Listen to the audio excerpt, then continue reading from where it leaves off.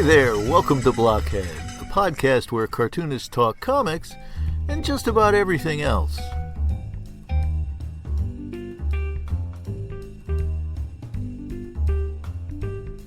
My name is Geoff Grogan. I'm a cartoonist, animator, and illustrator, and for the next hour or so, I'll be your host in a series of conversations with comics creators about their lives, their work, and comics. So sit back and enjoy.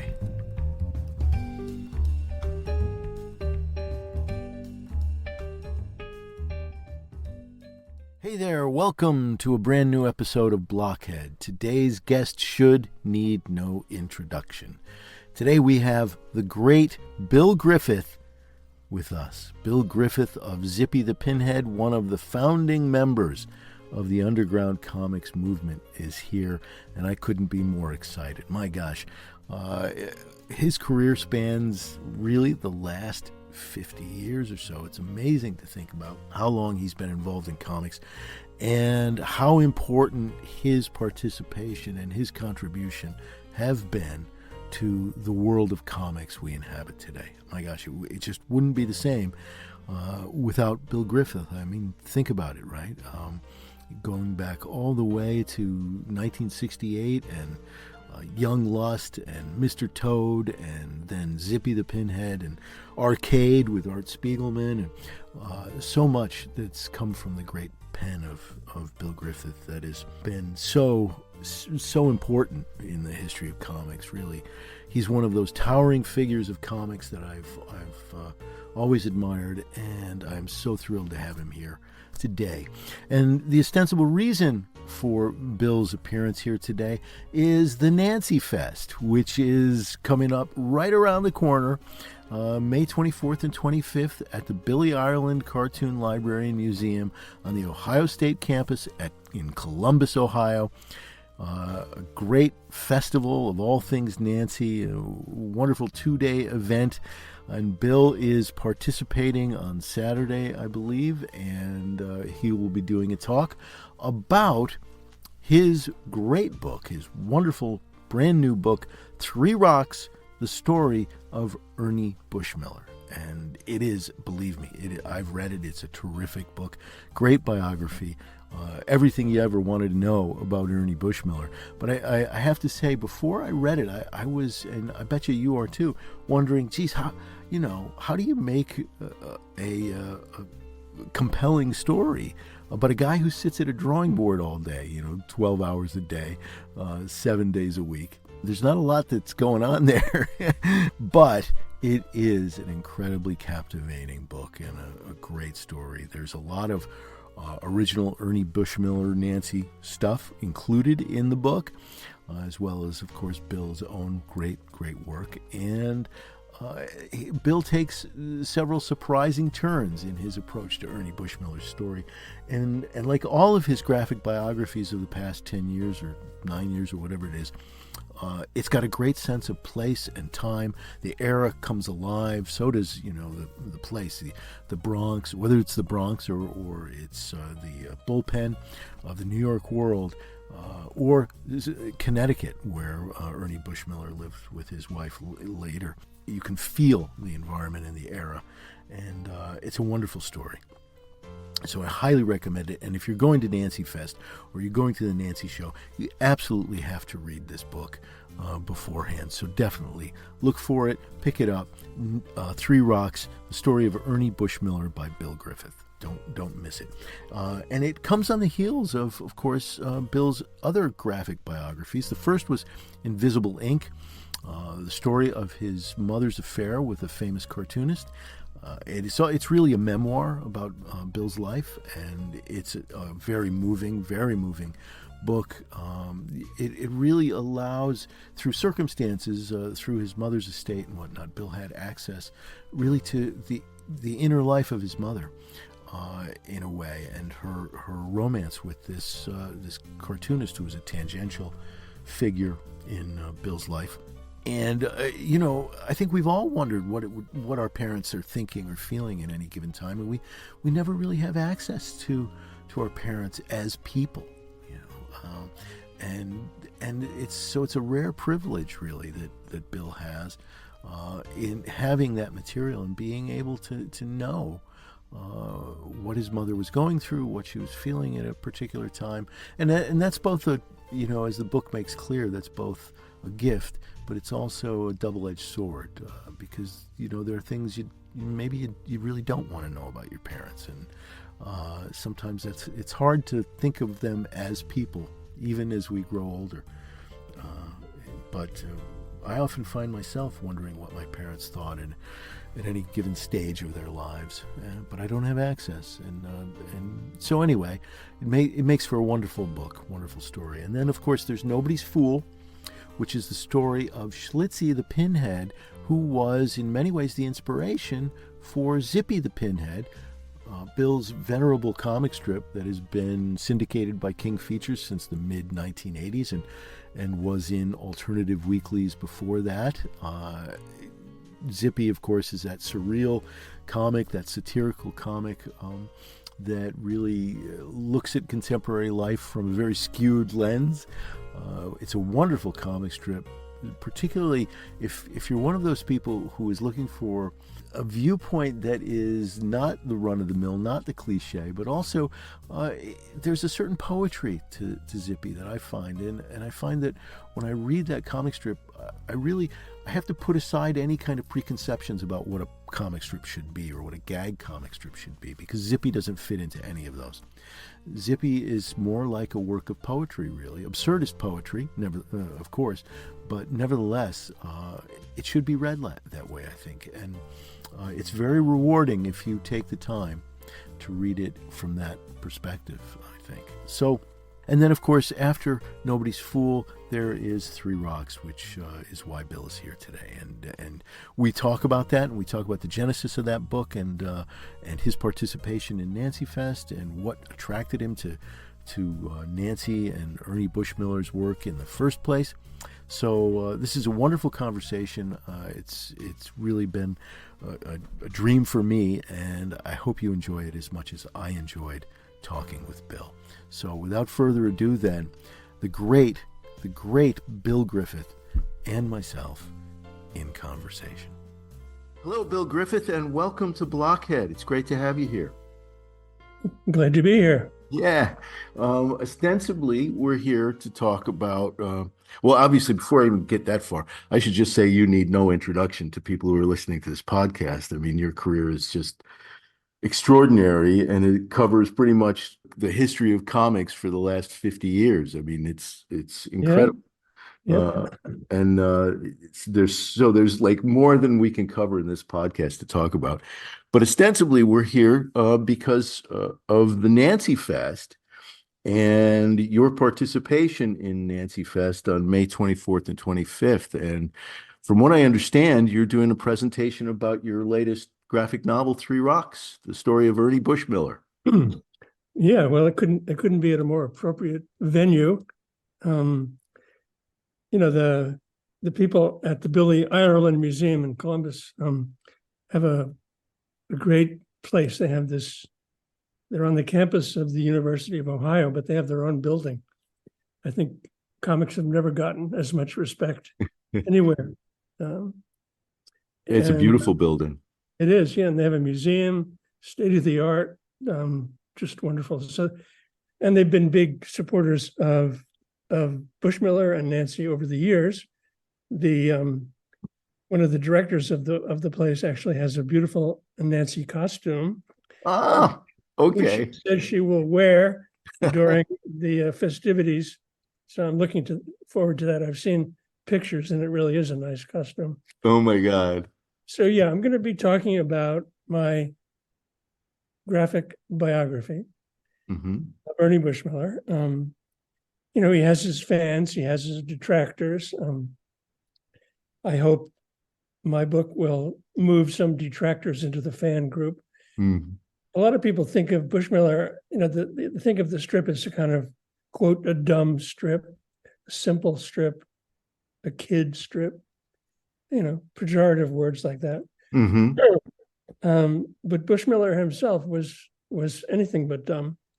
And my book pretty much lays out the case for how sophisticated he was and how sophisticated the strip is, that there's a lot more there than meets the eye. I say Charles Schulz did Peanuts and was basically the first in the daily comics world to honestly evoke childhood. So Peanuts is about what it's like to be a kid, specifically Charlie Brown. On the other hand, Nancy, the strip, is not what it's like to be a child. Nancy is what it's like to be a comic strip. So when you read Nancy, you are in essence, you are deep into the language of comics, whether you realize it or not. And it's a very sophisticated approach to that language. A lot of cartoonists would be very happy just to have a kind of, characters that are relatable, that are sympathetic, that make the cartoonist a living. Ernie was really more into the mechanics of what a strip is and how he played with it, to a degree where in some ways it became actually surreal, but always with one object in mind, which he called the snapper, which was the punchline. And Bushmiller's punchlines are almost all sight gags. Perfect for the medium of comics. What you see in the last panel that makes you laugh is something that could only happen in the strip as it was developing to that point. He wasn't trying to make comments about society or relationships or anything. He was just trying to make a joke that could only be made in a comic strip. That's why I say it's about what comics are. Mad Magazine cartoonist Wally Wood said, once you begin just looking at a Nancy strip, you're already reading it right in. It's impossible. It's done so iconically and clearly and simply that by the time you think, gee, I wonder if I should read this strip, you've already read it. Yeah. It's more difficult not to read Nancy than it is to read Nancy. That's what Wally Wood famously said. Yes. Yeah. I don't think he was a big fan of Nancy. Well, in the admission though, there is some kind of admiration, I think, for it. Oh, absolutely. No, he wrote a few things about Bushmiller, and they're all very admiringly. But he did great Nancy satire for Mad. So sure. He had that kind of voice too. I was just wondering, is Nancy revered among? Now, I'm, just to say, I am a cartoonist, but I want to ask you if among your peers and others that you've come in contact with over the years, is Nancy sort of universally revered among cartoonists for the reasons that you're talking about? Not universally. Peanuts is universally revered. Crazy Cat is universally revered. Little Nemo there are these icons, these golden icons that everybody agrees are great in comics. Nancy kind of divides people between those who like and get it and those who just think it's a dumb strip. There are, fortunately for Nancy and Bushmiller, there are two ways to appreciate Nancy. One is on the simple level of its humor. And that accounts for a big chunk of the people who like Nancy among my peers. A lot of them just think, they kind of think of it as maybe a little kitschy, even a little bit of like almost folk art, somewhat naive. And part of its humor to them is what they think of as its naivete. I think that's a misreading of what you're looking at, but I'm happy, to include those people in the group of Nancy fans, but I don't look at it that way.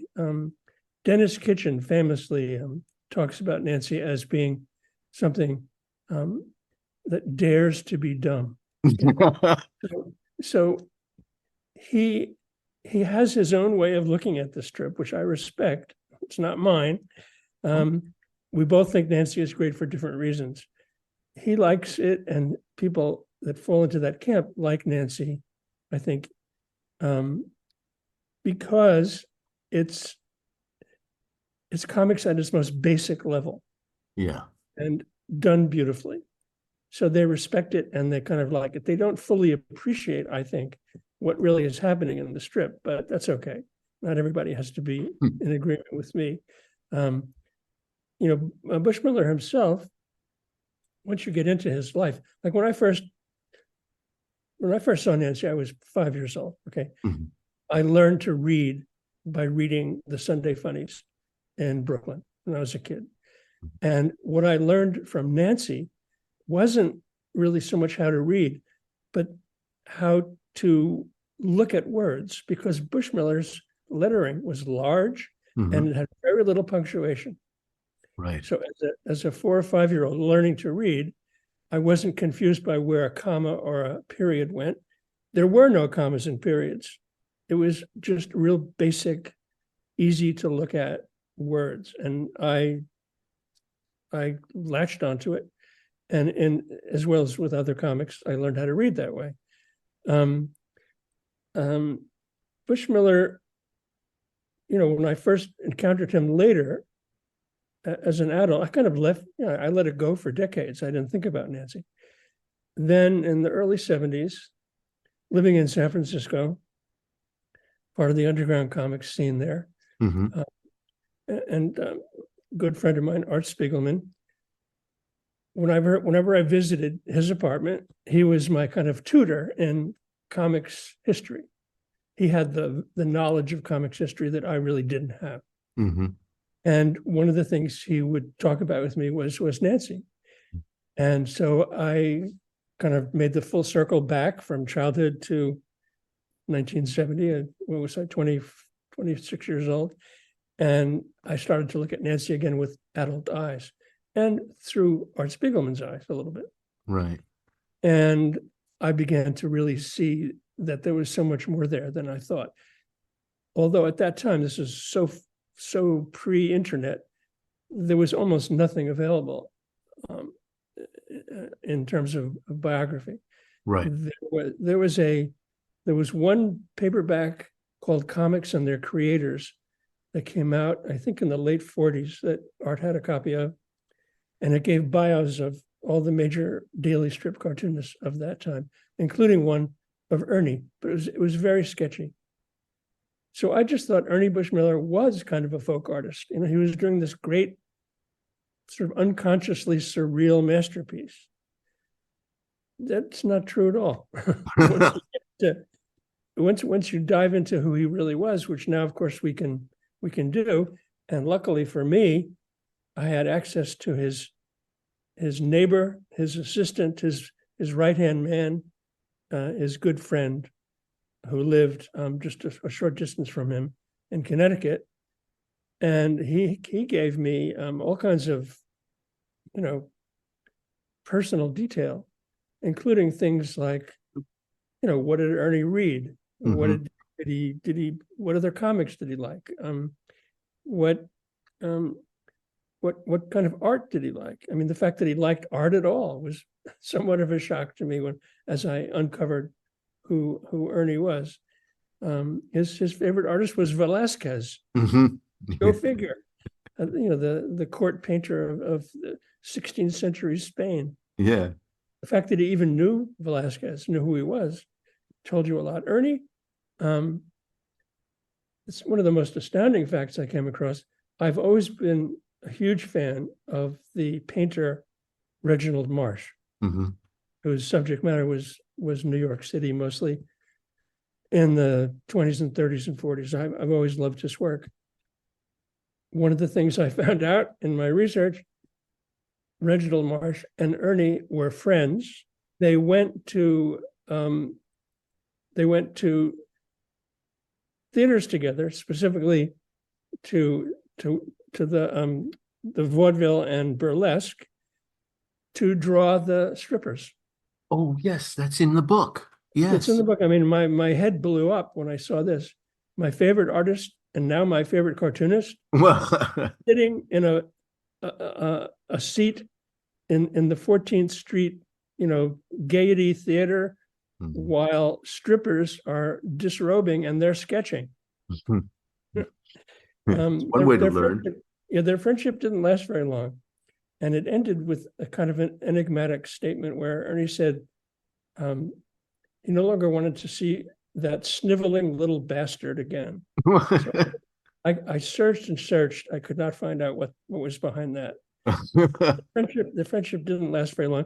They both met at a art school on the Upper West Side of New York, not a college type school, just a place where you went to draw from the model. Mm-hmm. They met there and they just got along. That tells you a lot right there. Ernie did that because he thought he really needed to improve his drawing of adults. He thought, I can draw kids okay, but I really have to improve my drawing of adults. And this was early in his development as a cartoon. This is in the 20s. Yeah. In the 20s, yeah. Yeah, before he did his daily strip. Right. So it's before Fritzy Ritz and all of that. Yeah, his goal was to do that kind of work, but he had yet to get the big break that he got. I forget what year that was. It's in my book. Fritzy Ritz was a popular daily comic strip. The guy who did it, a guy named Larry Whittington. In those days, daily strip cartoonists very often worked for and at a daily newspaper. Mm-hmm. And the daily newspaper where they worked would syndicate their comics to other newspapers. Right. This was before syndicates became just big businesses that took over the whole process. So Larry Whittington had a successful strip, and he was seduced by King Features, my syndicate, to leave the New York World syndicate where he was working. And he knew this was in the works, and he decided in those days, cartoonists did not own their strips. Right. The strip would have been owned by the New York World.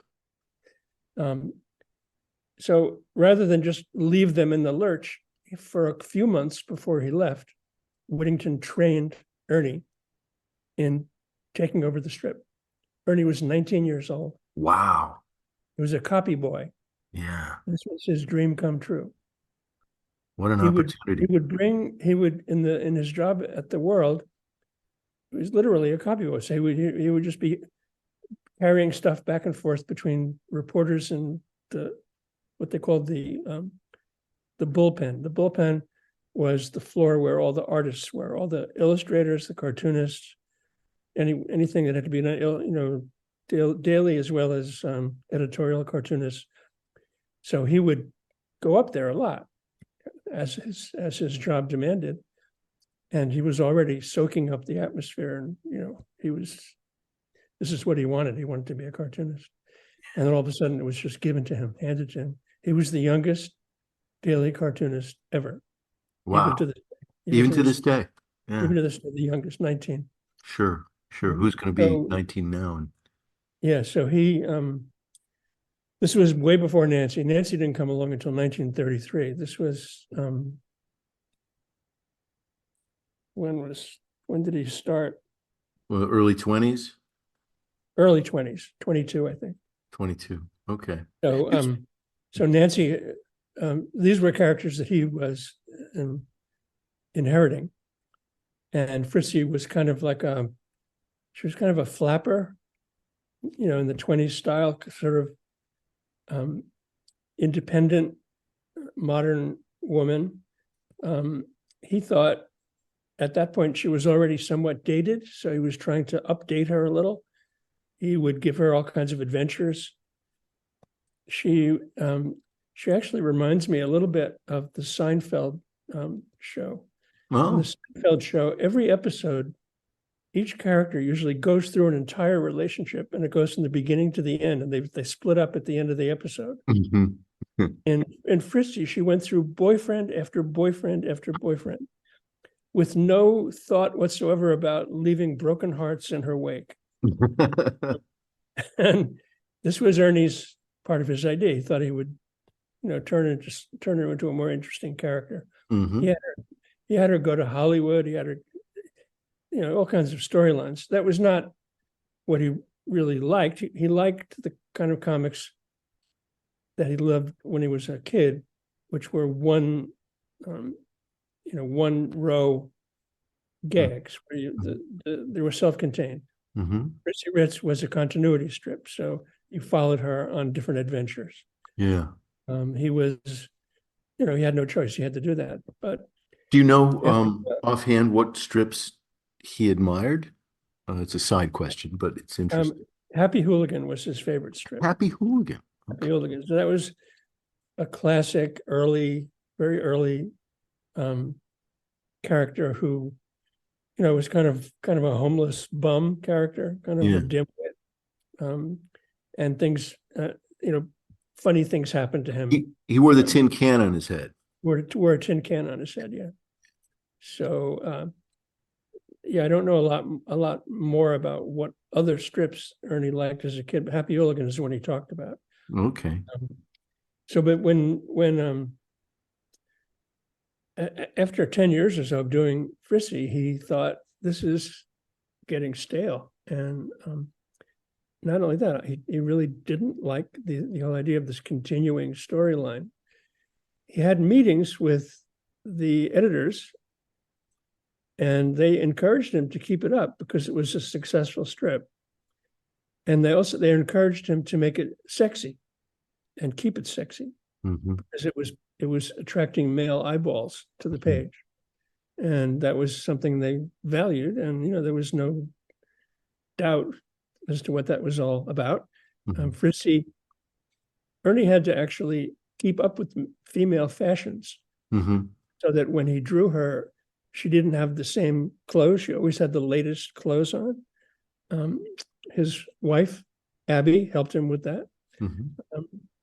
But like I say, he was getting a little bit bored with it. And he was talking to Abby, his wife, about it one day. And she suggested, why don't you bring a kid into the strip? Just find some way to bring a kid, and maybe a niece.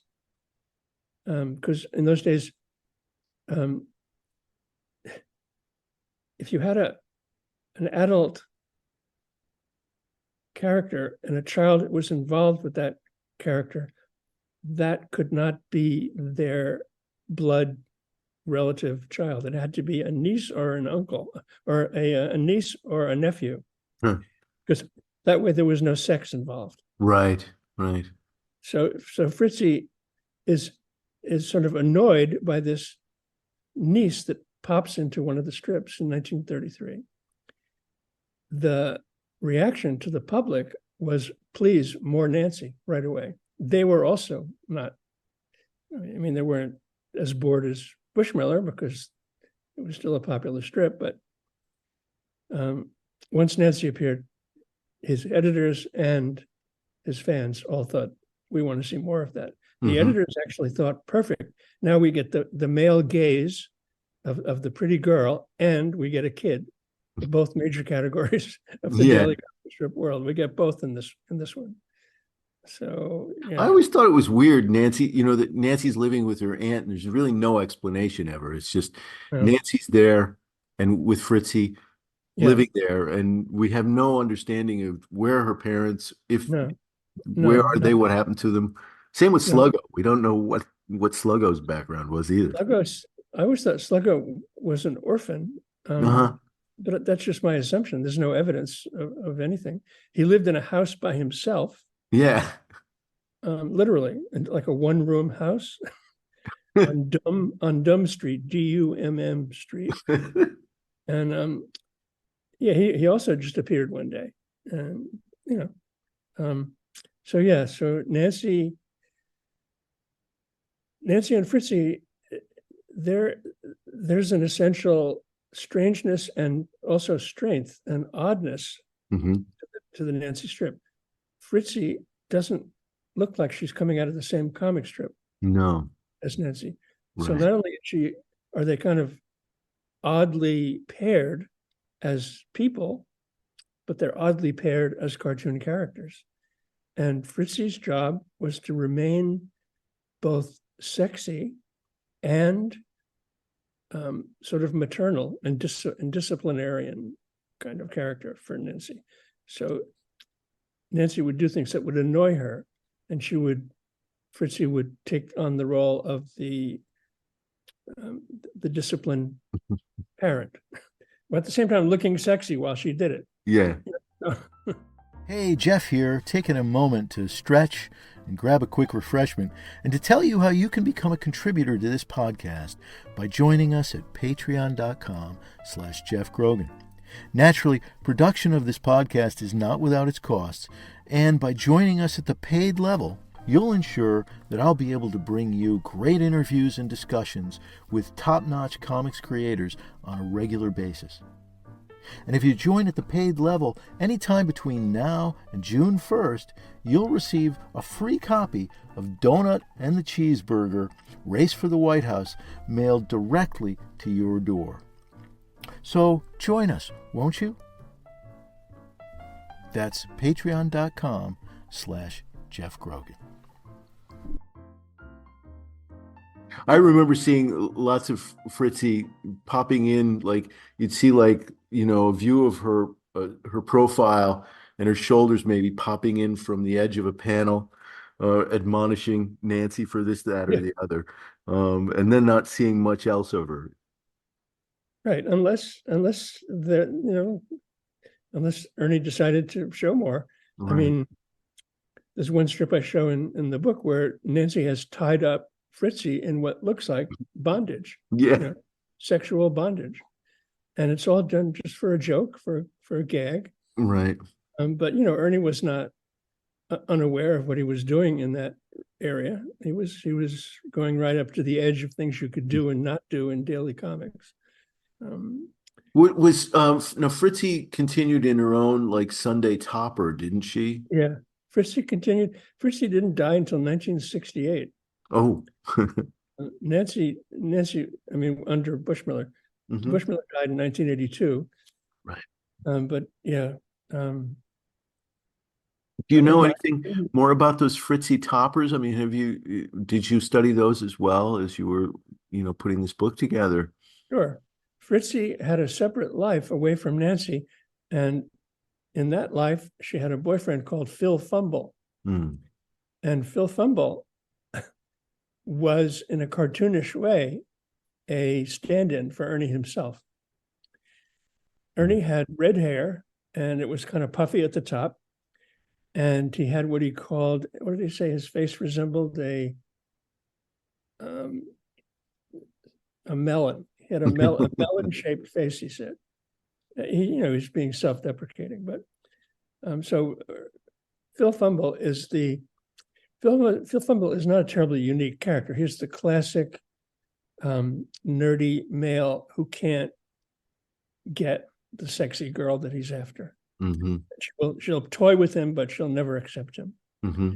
So that dynamic was behind a lot of Fritzy strips that did not include Nancy, and they were mostly on Sunday. Yeah. In fact, exclusively on Sunday. So strips evolve and change when they last for a long time. For years, when I started doing Zippy, I didn't have the Griffith character. Right. And then, after 3 or 4 years without, where Zippy was pretty much on his own. This is another Art Spiegelman anecdote. Remember, I asked Art, I was kind of afraid to hear the answer, but I said, Art, do you like, at that time, Zippy was a weekly strip. I said, what do you think about Zippy?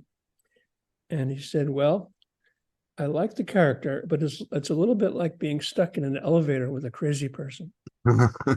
You're looking for when the door, when your floor will be reached so you can get out. So, he meant that as a sort of a compliment and a criticism. And I remember going home that night and thinking, oh my God, I've got to do something. This isn't, I don't want to have a character make that kind of response to anybody, much less my friend. So within a few days, I had already created the Griffey character on his own in weekly strips. And I decided to just go for the idea of the pairing of opposites. Yeah. That happens a lot in comedy, like Abbott Right. and Costello, the dumb one and the smart one, whatever. Sure. The straight man. So, yeah, the straight man. So I thought, well, Griffey would be, who he was. He would be like me. He would be overly analytical and somewhat insecure and self-conscious. And Zippy, of course, would remain true to his nature. He would be open and accepting and spontaneous. And they would bounce off each other. And they did. And they still do. So and Griffey is in Three Rocks as well at the Bushmiller Museum, is he not? Right. Well, whenever I insert myself into my work, I have the privilege of having created myself as a character. So I summon Griffey for some work in this book. He is a docent in a non-existent, fictitious museum of Ernie Bushmiller's art in Stamford, Connecticut, where he lived. A number of people have been tricked into thinking this is a real place. I say it clearly in the book that it's not real. Yeah. That doesn't stop some people. I think the fact that I put it in Stamford maybe got some of them to think it was real, because that's where, if there was a museum, that's where it would be.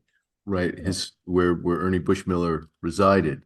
Right, that's where he. I almost believed it for half a second there, but I really, what I liked about and do like about that particular segment of the book, is that in a sense you go into the same kind of discussion of Nancy that you're going through here, detailing for the reader, what it is that makes Nancy more than just a dumb gas. Yeah. Right. Well, I thought I would just deal with that issue head on and just literally talk about it, not refer to it or toy with it or play with it, but actually just bring it up straight. And so I have Griffey as a character 3 or 4 times in the book, giving kind of a lecture to a group of people who are going with him throughout this fictitious Bushmiller museum. And he's explaining, he's over-explaining why Nancy is so great. And the crowd's reaction is not entirely receptive to that, but that doesn't stop Griffey. I even have a page where I show the strength of Bushmiller's panels is so intense that you can reduce them to the size of a postage stamp or smaller, and they still are decipherable. I got to tell you, I teach a number of courses here at Adelphi in comics, in illustration, and other things. And I was teaching a class the other day, and I referenced that page. I referenced that because I was talking to my students about production and talking about Nancy, and so I said, here's a great example of clarity in design and how it works, et cetera, et cetera. And it really hit them, it really worked for them. It's a great page. Well, I teach comics at the School of Visual Arts in New York. And I assigned my students this past year to each of them to do 3 Nancy strips. Oh, wow. Oh, and they did great stuff. Okay, I'm going to steal that assignment. I required that they read my book and then do 3 Nancy strips. So pretend the syndicate that runs Nancy just fired the one that's running now, and they just hired you. And these are your first 3 strips. And I mean, these kids did amazing stuff. They really got it. I never thought it would work that way. I thought they wouldn't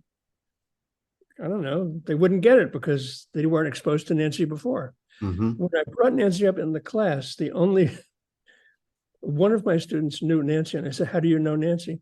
And she says, "I have a T-shirt with Nancy on it." Really? So that was her entire knowledge of Nancy was just as that iconic Nancy face, that head with the spiky Yeah. hair, which is out there in all kinds of unlicensed ways, of course. And there are memes and things. And I thought when I brought Nancy up to the class I was speaking to that they would know her from memes, but they didn't know her at all. Which, Well, Nancy is currently being produced by a woman named Olivia James, who is very odd. She will not make public appearances. She was scheduled to be at the Nancy Fest, and then she pulled out. oh, She said, so the Nancy Fest people asked her to come talk because there's a lot of controversy around her. You know, should there be this new version of Nancy out there? right. And of course there should. I mean, that's to me, that's a non-issue. But so she said she would come, but she said she wants to retain her anonymity, so she would wear a hoodie and dark glasses. So when I heard this, I thought, okay, I am going to do my talk with a hoodie and dark glasses also. And then she backed out. Oh, gosh. I had my hoodie and dark glasses already. So did you students get the gag idea? Did they know, understand the snapper and how to work backwards? Yeah. Well, they just had read my book. So of course that's okay. Got to the degree that they got my book. Yeah. But the fact that they liked drawing it too. They did. It shows how, Nancy looks a little bit like the strips and the characters look a little bit like something you would see in a How to Draw Comics Yes. book from that era. And these kids don't have that background, but they're familiar with the way comics used to look. They see a lot of animation, and they see a lot of it. They like old animation, some of them, so they're aware of just the kind of comics aesthetic from the past. Maybe that helped, but I mean, they did funny and very nice, mimicking of Bushmiller's work, and I thought that was. Did they get the 69 spikes in the hair? Huh? Did they get the 69 spikes in the hair? Yeah. Well, in the book, I say there are 65 spikes. I'm being a little bit jokey. There are 65 at a certain size. At a small size, of course, there are less. And at a bigger size, there are either more or less. But 65 was kind of the standard. Just if you look at all of Bushmiller's originals, a lot of which, of course, were done by his assistants in the later years. The characters don't go in and out of close-up and long distance shots. They stay pretty much at the same size. So, yeah, the guy that the one who did a lot of inking for Bushmiller in the later years, his name was Al Plastino, great name for a cartoonist. He was one of the Superman cartoonists in the 40s. He would get calls from Bushmiller about how the there weren't enough spikes in the hair. He said doing Superman was easy compared to doing Nancy because Bushmiller was a micromanager, and he would call him all the time and tell him, "You got something wrong, do it over," which tells you something too. It's sure. Well, he's a taskmaster. It's so-called, as simple as the strip is, simplicity is not necessarily easy to replicate. It's got this inner strength that you have to kind of get onto its wavelength to make. Well, it made me wonder, because you note at the end of the book that you didn't draw any of the pictures of Nancy, right? That you utilized his images. And I was surprised at that because obviously, you could do it. It's not an issue there. But I wondered if Bushmiller's ghost was hovering over you while you were doing that.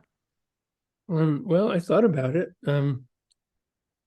In my first graphic novel, which was called Invisible Ink, Mm-hmm. from 2015, that was about a cartoonist to some degree. It was about this guy who had a long secret affair with my mother. Mm-hmm. His name was Lawrence Larrier. He was a gag cartoonist, among other things. And when I did that book, I decided I was going to redraw any artwork of Lawrence Larrier's that you saw in the book. It would be accurate, but it would be drawn by me. Mm-hmm. I wanted the entire book to feel like it came out of my hand, that there was no jarring element. Right.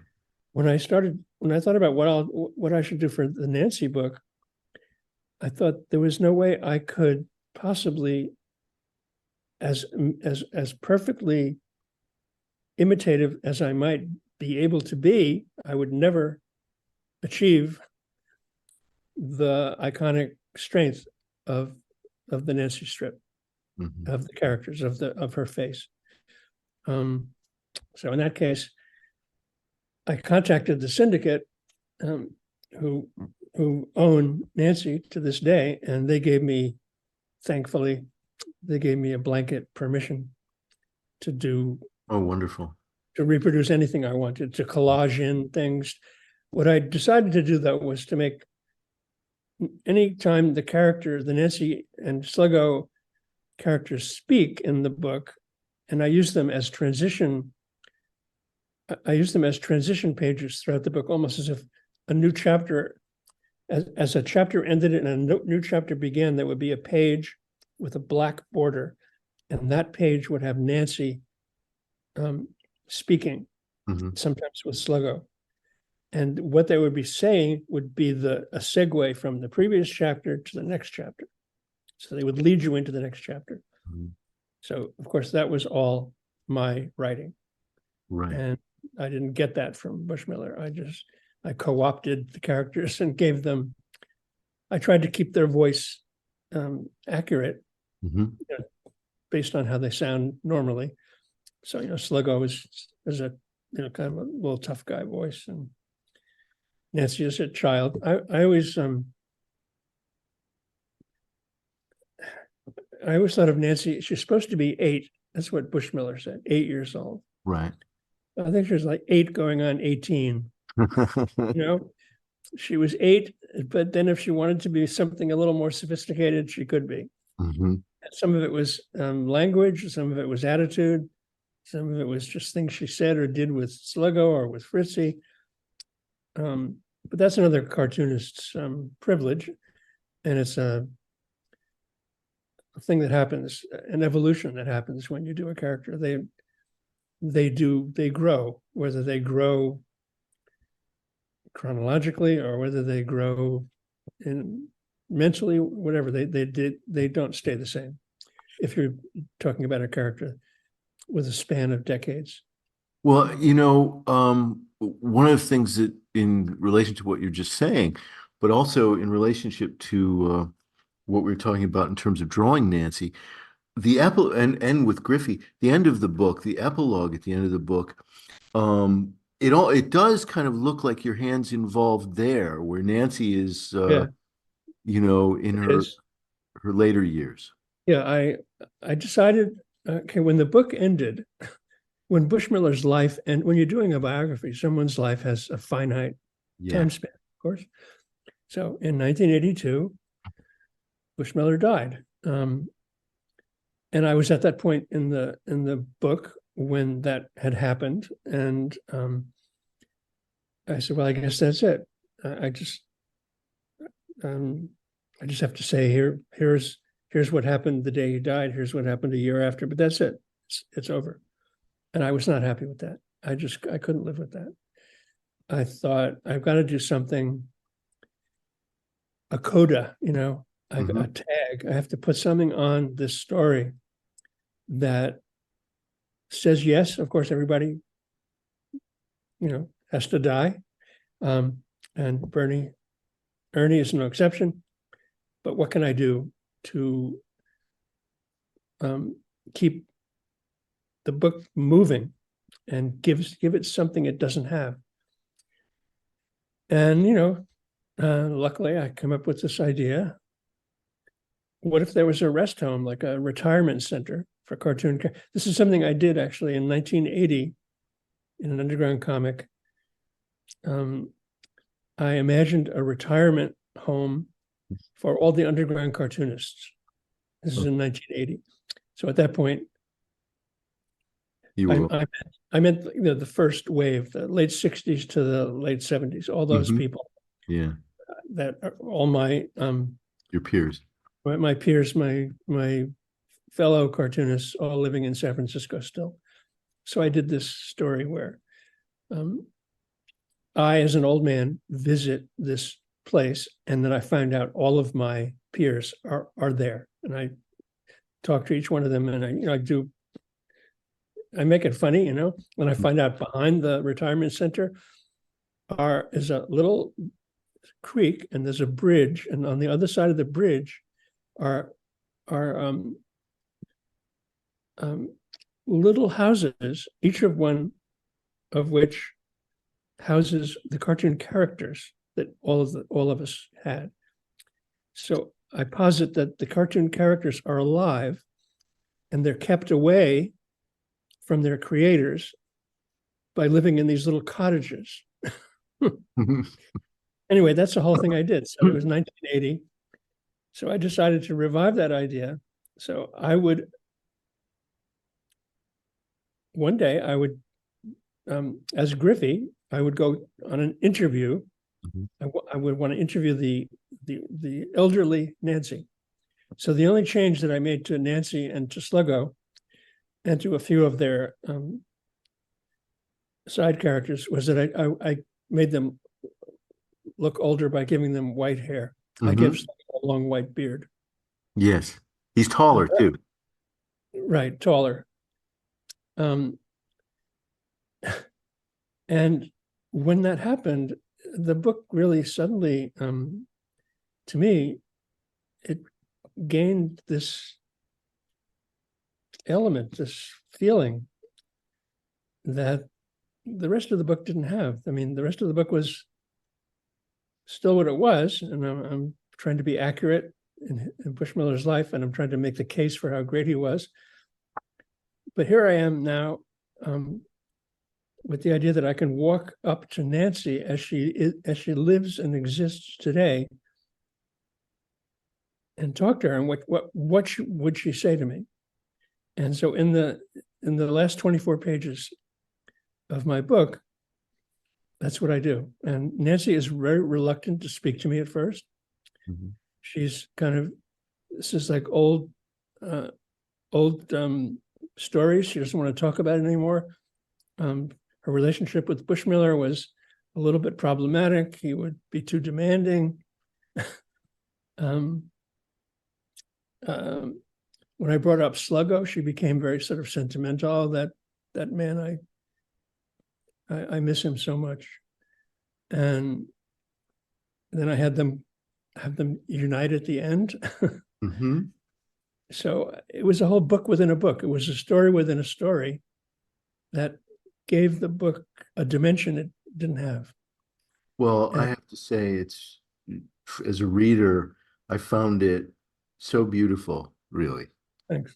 I mean, even looking at it now, I find it very, as a comics fan, but anybody who's read the book, I think it's just very moving. Well, that's nice to hear.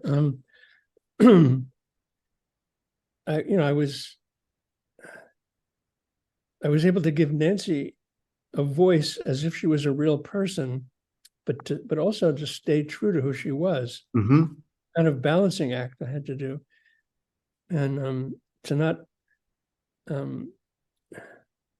make myself the most important character in this little separate story. I wanted the idea that Nancy and Sluggo, that they could actually still be alive Yes. To me, it actually, what it does is it just reflects what I believe anyway. I mean, I have to say, from my childhood, I really do believe, okay, in quotes maybe, that cartoon characters have lives, that they're alive. If a cartoon character has meant something to you, Mm-hmm. what's the difference between that and someone who's a living person? On some level, no difference. Obviously, there is a difference. I'm not delusional. But I always thought of the cartoon characters that I liked, like Crazy Cat. Crazy Cat is alive to me. Mm-hmm. I'm not sure that it's true for all comics, but comics that really grab you and pull you in. I mean, a lot of Robert Crumb's characters are alive to me. I don't, part of our brain doesn't distinguish between fiction and reality. Mm-hmm. We have sort of a caveman or a cave woman. Mm-hmm. What is it called? The lower part of the brain? Oh, yeah. Hippocampus. I think it's called the Okay. hippocampus. The hippocampus doesn't know if the hippocampus sees an image of a bird flying across the sky. The hippocampus thinks that's a real bird flying across the real sky. It's not true because you have the rest of your brain to tell you that. But at the same time, there is part of you that doesn't distinguish between an image or a fictional creation and the real thing. Well, and then working on a character for as many years as you've worked on Zippy, I mean, I would imagine that to you, Zippy is a living being in the sense that Well, you go to write, but Zippy in some ways determines his own direction. when I sit, yeah, so this is, yes, it's illustrated every day. When I sit down to do a daily Zippy strip, I'm basically just opening the receptor in my brain that lets Zippy come in and tell me what to do.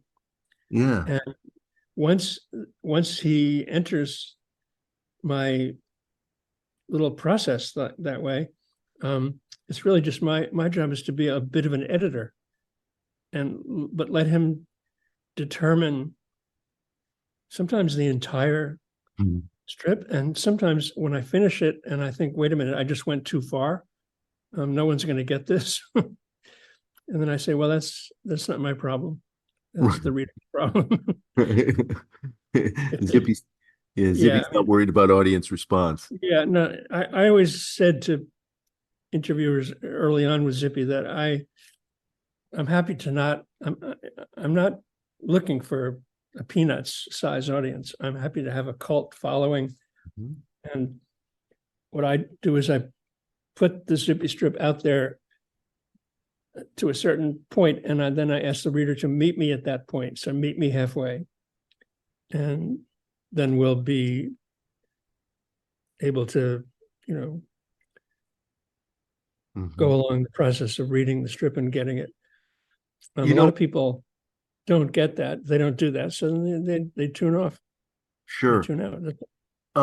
Well, I'm not one of those people, and I happen to love the strip, but there's a couple of things in regard to, your love of Bushmiller, your love of Nancy, and the book that you've done. And I was kind of knowing your work, but not really being aware of your love of that strip. I was a little surprised that it would be such one of your favorite strips because on the surface, the work I that know. you do in Zippy is somewhat in Yeah, opposition to yeah. what Bushmiller does.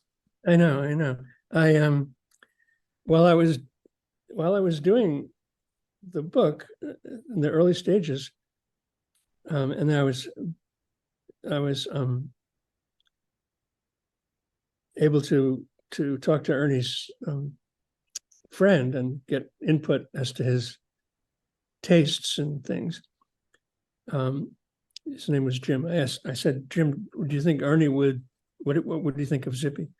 And he said he said it would be a head scratcher for him. Uh-huh.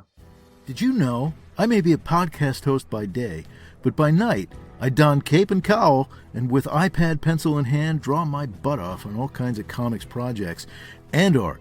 And you can check out my work, my handiwork, and even buy it at etsy.com/shop/comicsprintworks. That's etsy.com/shop/comicsprintworks.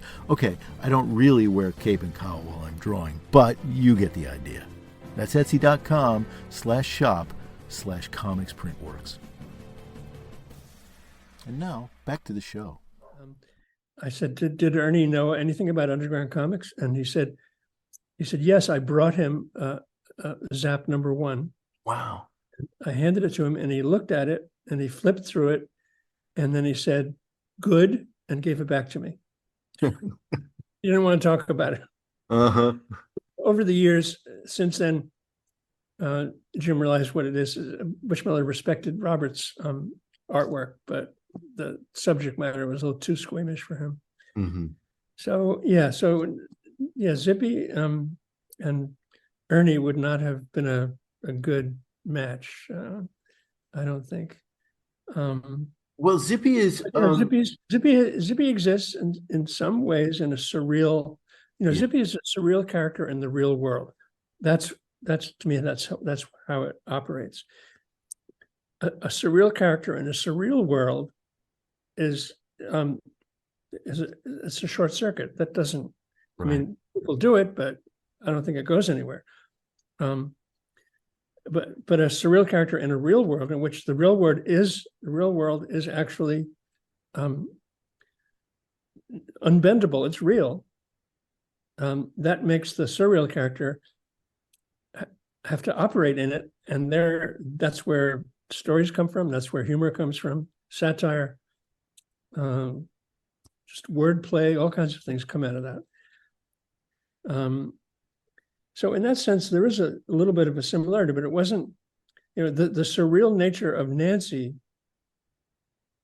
When Ernie was, I asked his friend, also I said, was Ernie aware of the people who thought of him the way I do, that he was a very sophisticated guy doing an underappreciated strip? And Jim said yes. He appreciated and liked that he had somewhat of a hip audience towards the end of his life, mm-hmm. But he didn't really want to get into it. He didn't want to encourage it or acknowledge it. He liked it. I remember the first episode of Saturday Night Live, 1976. Was it sitting at 76 or 5? I can't remember. Yeah. Anyway, the first episode. At the end of it, they flashed a bunch of images of people on the screen and said how these were, I forget the words that were being used. It was just a way of saying, we're hip and these people aren't. And John Wayne was one of them. There's images went on. It was at the end of the show. It was, what's his name? Michael, the writer. Oh, I know who you're talking about. I can see the main writers for SNL. Yeah, Mike, I can't remember who. National Lampoon guy. Anyway, yep, I know who it was. He did. And one of the images that flashed on the screen was Nancy. And it was together with like Lawrence Welk and Sean, and we're much hipper than these people. And that was Ernie, and Ernie saw that. People, I mean, he didn't see it, but people told him about it. Okay. And so that and other things made him aware that there was this fan base for his strip that was not the one that was just there for the gag or because they thought Nancy was cute. Mm-hmm. And his response was not to turn it away. He liked it, but he didn't want to get involved with it. Sure. Yeah. He thought of it as mostly college students. That's how he thought of them, mostly college students. That was his way of describing them. Acknowledging it might have also put him in a position of sort of engaging with some of the thoughts about Nancy, the Yeah, intellectualization of Nancy, and that he may right. have seen that as an impediment to coming up with Yeah, gags. absolutely. Right. It was a road he did not want to go down. Yeah. Yeah, because his process was very, in a lot of ways, it was very, formulaic, very straightforward. It's based on the snapper, the idea of the joke, and it all works from there, which led Yeah. him into surreal territory, which is different from how you get into surreal territory. Well, don't forget, Ernie worked backwards. And Yes. when I first read this and heard about it, I thought it was, you know, it couldn't really be true, or maybe it was true once in a while. But apparently it was always true. So Ernie would think of an image that he thought was funny, a juxtaposition of one thing with another, usually. So, okay, he thought, well, that's my snapper, but it's not funny because you have to build to the snapper. The snapper is the end product. It's not on its own. On its own, it's nothing, or it's interesting, but it's not funny. So then he would go backwards, whatever it took, 2 panels, 3 panels, 4 panels, to go backward and create the sequence that would lead to that sight gag that he thought of. And he did it over and over again. He was famous for using the Sears Roebuck catalog to get an idea for an image. So he would flip the pages randomly and point to something. It was a toilet plunger. Okay, I can make a joke out of a toilet plunger. Right. And it's going to be on Sluggo's head, something. Then okay, that's a funny image. How do I build to it? And that's how he did his strips. He was the only cartoonist who did that. There's only 2 moments when he gave interviews that are recorded. One was from the late 40s, and he was on a radio program in which he and Milton Caniff were being interviewed together. Milton Caniff of Steve Canyon, Terry and the Pirates, yeah. And Milton Caniff, when you listen to this interview, Milton Caniff is somewhat of a blowhard. He's dominating the interview. And then the interviewer just kind of interrupts him and says, "So Ernie, I understand you work backwards. That must be a really interesting way of doing a comic strip." And then Ernie says, "Well, I know somebody who works upside down, so I'm nothing." He said, "You should talk to this guy." And of course, it was just a joke. Oh, it's great. Ernie was not interested in fame or, Ernie towards the end of his life was making $15,000 a week.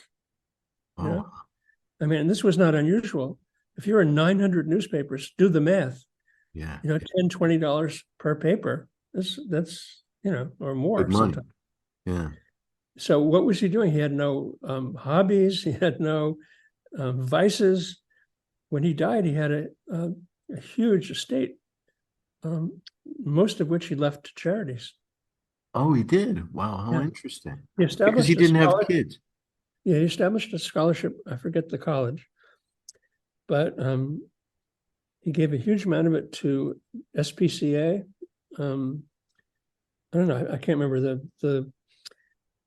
I asked his friend, who was his kind of his accountant, among other things. I said, "Can I look at his will?" And that was one thing I was not able to do. I couldn't see the will.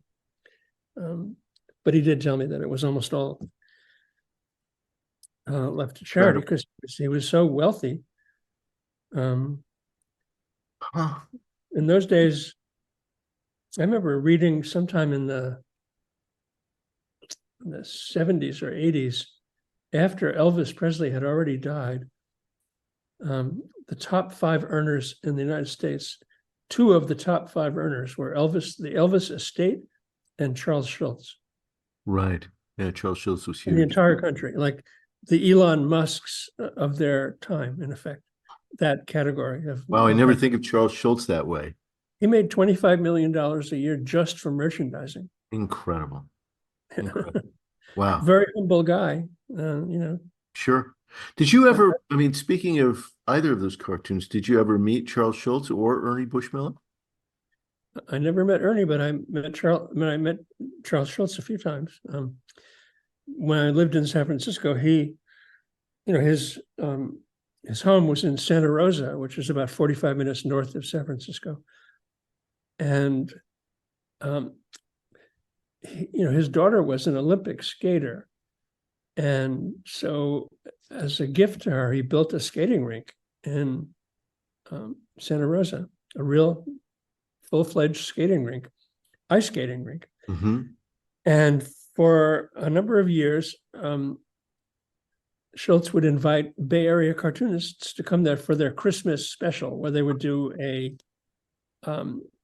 whole extravaganza on the ice that his daughter choreographed. So I went on 2 different occasions with a bunch of other of us underground cartoonists. He made it clear that he thought he liked the underground work. Once again, he only talked about the artwork and never about the content. Mm-hmm. He wanted to know what kind of pen I used, all that kind of stuff. I remember at one point he said to me, when I go, I want to make room for another cartoonist on the comics page. Mm-hmm. And I just took that in as a nice gesture and indication of his humility. And I just thought of it as true.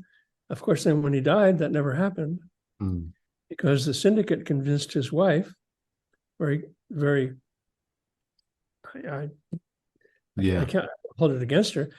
If we cancel the Peanut strip, the merchandising will be severely affected. The Christmas animation specials, all of that will slowly go away because it'll look like Peanuts is over. Mm-hmm. If we run reprints, that will not be thought of as that way. So she said, okay, so that's to this day, they're running reprints. And, well, it's a double-edged sword, actually, when you think about it. My students know who Charlie Brown and Peanuts are, but they don't know who Calvin and Hobbes are. Right. But thinking about that, but getting back just very briefly to the book, and talking about his process, Bushmiller's process, you do a wonderful opening where he's thinking about a meat grinder. Abby has asked him to pick up a meat grinder. Yeah. And you walk us through his process really quite nicely. And one of the great things about it is that when he gets home, he's got a comic strip in his mind, but he doesn't have the meat grinder she asked him to pick up, which, I think is indicative of a lot of artists who are living in their heads, Yes, that's absolutely true. And unless you, the other aspect of that is unless you do something with that idea quickly, you will lose it also. Mm-hmm. Inspirations like that are ephemeral. They come from who knows where. A lot of cartoonists I know say they get a lot of ideas while driving. So somehow getting into that mindset when you're driving, that opens up a part of your brain that, so I have, and I'm very careful about it. I have a notepad right there on the dashboard ready to write. And because I get ideas all the time.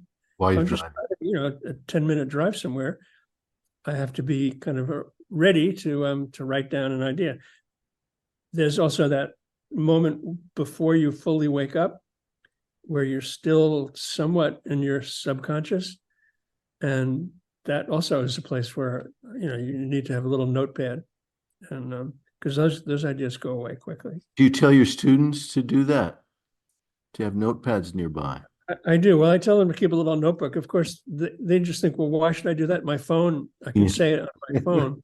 Yeah, of course. I said, well, yeah, but maybe maybe you wouldn't say it on your phone because you're in a public place and you'll be looked at weirdly. And anyway, I even tell them where to buy the notebooks that I use. The very tiny Japanese notebooks that I buy.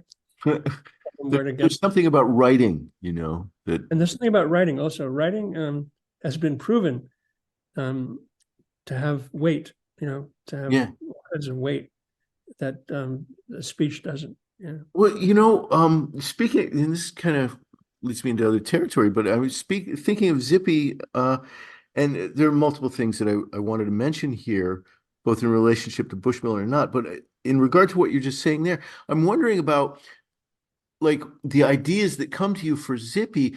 They can't possibly be traditional gag ideas. Do you have just simply non sequiturs that come to you, or are there Well, observations that I you try to make? tune into the Zippy part of my own brain, Mhm, and that part of my brain is non-linear.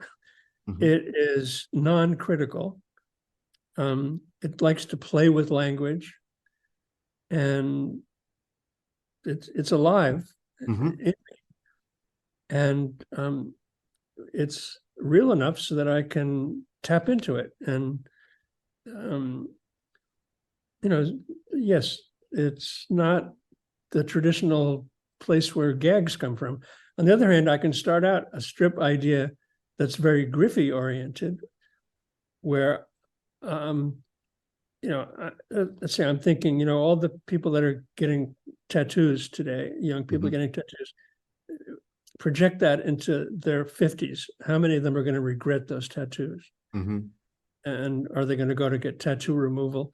So that's a Griffey thought. That's a social, little bit of social criticism, and also a little bit of snottiness and whatever. Um, so then, what would Zippy respond to the idea of Griffey talking about tattoos? So then there you go. There's a strip. Yeah, yeah. One of the things I love about Zippy, the interplay between Griffey and Zippy is wonderful. One of the things I love about Zippy, though, is there is a rhythmic quality. I love language, and I love, writing with attention to the rhythm and the music Yeah, of language. And you seem to be very attuned to that. And that's something I don't think a lot of comic strip artists or comic strips, daily comic strips are engaged in. But for me, when I read Zippy, the humor in it comes out of the sound of words and the way the words relate it's musically. really nice to hear because that's just what I'm doing. Yes, in the late '90s, there was a there was all kinds. There was always some Hollywood feeler going on about Zippy from the early '80s to the late '90s. Nothing ever really happened, but I never turned down a Hollywood meeting because they were always full of material for me, and there was always money too. It's a certain amount of money. Uh, anyway, so this was the idea of doing an animated half-hour show, and it was with this the people who had done or were still even doing this animated show called The Tick. I don't know if you're Sure, familiar of with. course, I recall. Okay, so this was real, and so they asked me if it was okay if we had, if they would find some writers to work with me. I was a little bit reluctant, but I said, yeah, let's try. And if I don't like them, I won't use them. So they hooked me up with two Seinfeld writers. Um, and one of them, well, they were both wonderful. And one of them was really into the idea of how humor and pacing and rhythm Mhm. are deeply connected. He said, how many times have you watched Kramer on the Seinfeld show get a laugh, but if you then read that on a piece of paper, there's no joke. Right. It's his body language, his eye movement, his facial expression, the pacing of the literally of the words as they come out of his mouth. That's what makes it funny. And he said, when doing anything, you know, like that, an animation half-hour TV show that was animated was still in the same ballpark as a Seinfeld sitcom. Um, he said we have to be really conscious of that, and he also said that was my job. He said on Seinfeld, I didn't really write storylines. I was the script doctor, and I was also the architect. So um, if every Seinfeld episode, all four characters had to go through their own thread, and those threads then had to connect at the end and all pay off. So his job and Larry David's job, that was Larry David really was at the core of that, was to make all that mesh, make it work. And some of it was done with just a few words, just the way they. Oh, absolutely. Yeah. So I learned a lot, but I'd already done, I thought, with this guy, his name was Bruce Kirschbaum. And I thought I liked what he was saying, because I thought, well, that's what I do. Yeah. I do that all the time. When I write a Zippy strip, I don't speak it out loud as I'm doing it, but I hold it at a distance from me, just so it's not right in front of me. I hold it a little bit away. And I imagine if it was out loud, were the syllables in the right place, were the stresses on those syllables in the right place. And that just came to me. That was like, I was tuned into that way of analyzing and dissecting what I was doing, because I knew that with one too many syllables, something is no longer funny, or as even readable, that even scans. There's a, I guess scanning is probably a good way to describe it. If a sentence doesn't scan, doesn't flow, as the writer of that sentence, you should know that that's not flowing, and there should be a way to fix it or abandon it. So yes, and Zippy uses language a little bit like as if it was a musical instrument. Yeah, so he's playing the instrument of the words of his non sequiturs. To him, at least half the pleasure of making those non sequiturs is the way they sound.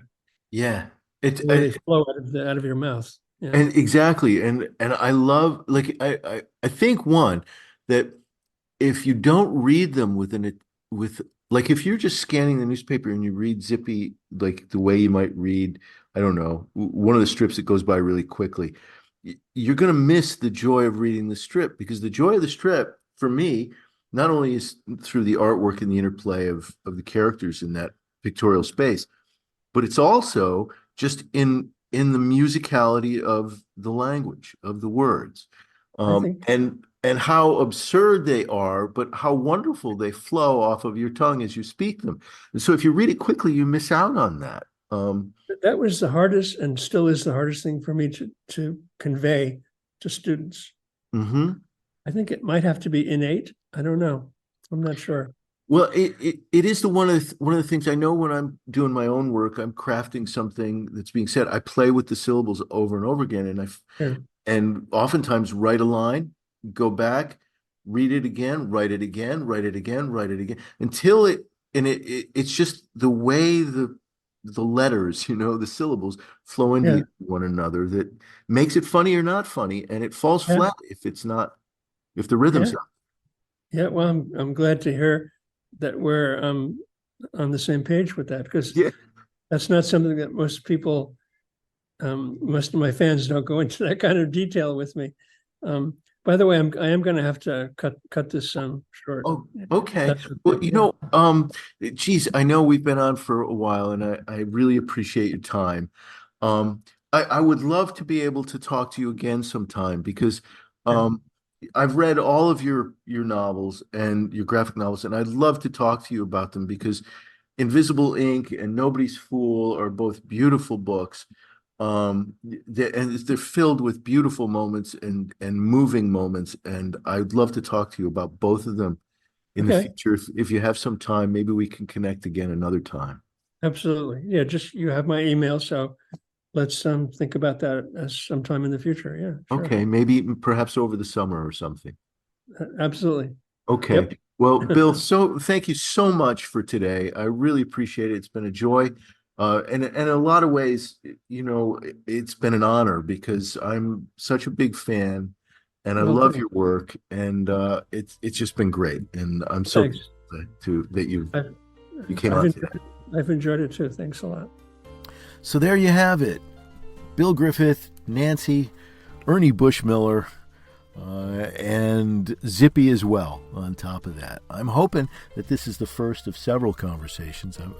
Bill's career certainly has so much material to draw from and to talk about. There's so many things that I'd love to ask him about, whether it's the early years of the underground comics movement or whether it's Zippy or just about his graphic biographies. I'd love to talk to him about Invisible Ink, which I think is probably my favorite of maybe, I don't know, it's hard to choose a favorite, but it certainly moved me because I think anybody who's reading it relates to that story.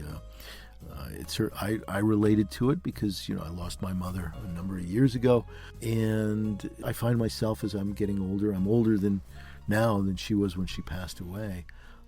I find that I wonder about her life and her point of view and what her hopes and dreams were, those kinds of things. And but on the other hand, maybe I don't want to know, I don't know. Anyway, I think all of us have those questions, and I think Invisible Ink is one of those books that takes us into that territory. But it's also, just in terms of a life story, it's a fascinating story, and I really enjoyed it. I enjoyed Bill taking us along for that ride, as I did in all the books. As I said, they all have a great sense of the era, of the time, and the place. And a lot of that comes through Bill's rendering, which is exquisite pen and ink work, just gorgeous. There are some cityscapes, there's some landscapes that are just beautiful, and all traditional pen and ink work, and really great. I just love it, and they're wonderful books, wonderful as works of art, really, as well as stories. So that leaves us with what's happening next. And what's happening next, I'm going to leave open for the time being. To be honest with you, I've been sick for a couple of weeks now. I've been under the weather and struggling to get better. And so you could probably hear it in my voice, both in the interview and now. So I haven't got anything planned immediately. I hope to. I've got some ideas, and we shall see. And I hope to get to that sooner rather than later. I don't want to let any great length of time go by for the next episode. Of course, by this time, I've already probably done my interview with Andy Smith, which is happening on Wednesday the 15th. So I'm not sure if you would have heard me there or not, but I'm recording this beforehand, so I don't know how that's going to go, but I'm looking forward to it. And after that, I finish my semester, and the summer beckons, and so I'll have some great time on my hands. I will have a new Kickstarter for Daiquiri Jones #2, Captain Daiquiri Jones, and the Space Rockettes #2, The Sunday Adventures, which is a tabloid newspaper, full color, each page like a page from a Sunday comic strip. It's as though you're collecting all of an adventure strip in one newspaper, and I'm excited about it because I enjoyed working in this format for my last Kickstarter, Donut and the Cheeseburger. Turned out real well, and I'm really looking forward to this. And this is going to that Kickstarter is going to launch on June 18th. Okay, June 18th. So be looking for that. I will be back beforehand to remind you, but I hope you'll join in and participate because it's going to be a lot of fun. And I'm hoping to print enough copies of that to bring it with me to Crossroads Columbus, where I'll be in September of this year. I'm really looking forward to going to Columbus, to seeing the Nancy show, and to participating in this great event, Crossroads Columbus, which has become one of the premier indie comics art festivals. Well, that should do it for now. I hope you guys are all well and healthy and happy and taking care of one another, and I'll be back soon. So until then, take care, folks, and as always, thanks for listening.